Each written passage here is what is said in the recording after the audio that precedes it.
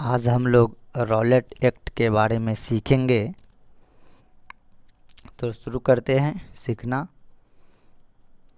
तो प्रथम विश्व युद्ध के बाद जब प्रथम विश्व युद्ध जब ख़त्म हो गया तो असंतोष फैल गए थे पूरे देश में। असंतोष फैल गए थे, उसको दबाने के लिए या तो हम कहें कि भारत में क्रांतिकारियों की संख्या बढ़ने लगे थे और इन क्रांतिकारियों ने अंग्रेज़ों के नाकों दम कर दिए थे। इससे ब्रिटिश सरकार परेशान हो जाते थे इन क्रांतिकारियों से। तो ब्रिटिश सरकार ने सोचा कि एक कानून बनाया जाए। तो उन्होंने एक कानून बनाया सर सिडनी रॉलेट की अध्यक्षता में, और यही कानून रॉलेट एक्ट के नाम से जाना जाता है। इस कानून के तहत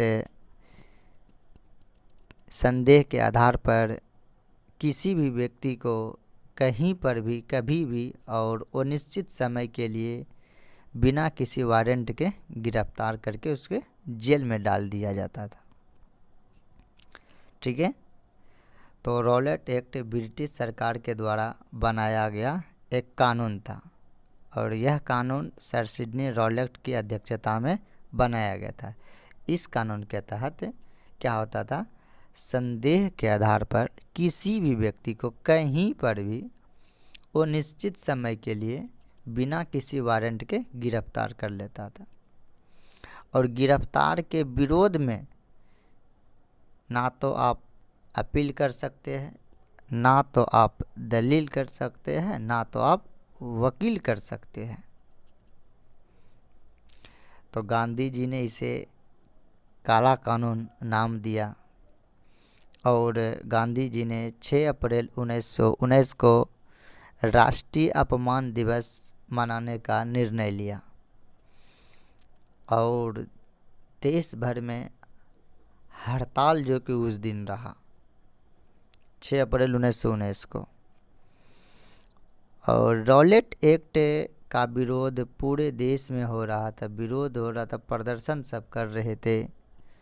इसी के क्रम में पंजाब के 2 नेता थे, सैफुद्दीन किचलू और ये सत्यपाल, उसको गिरफ्तार कर लिया। पंजाब के सैफुद्दीन किचलू और ये सत्यपाल को गिरफ्तार कर लिया।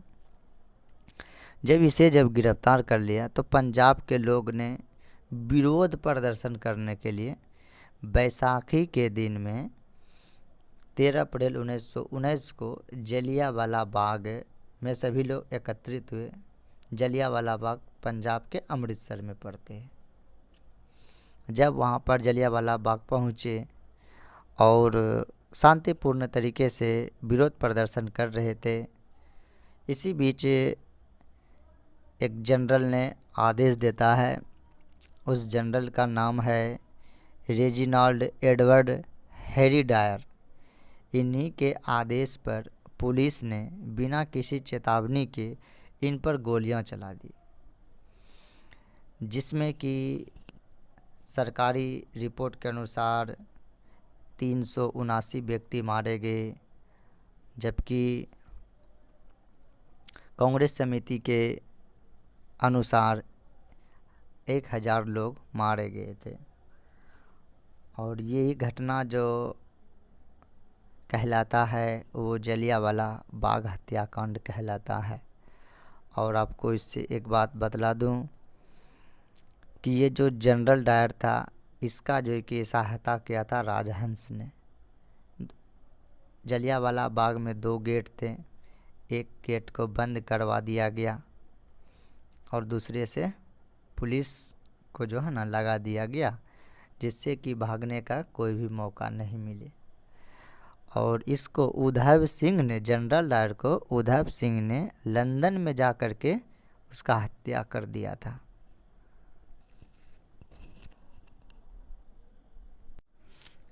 जलियांवाला बाग हत्याकांड के विरोध में गांधी जी को जो केसर-ए-हिंद की उपाधि मिली थी उसको वो लौटा दिए और जमुना लाल बजाज को राय बहादुर का जो उपाधि मिला था उसे भी वह लौटा दिए।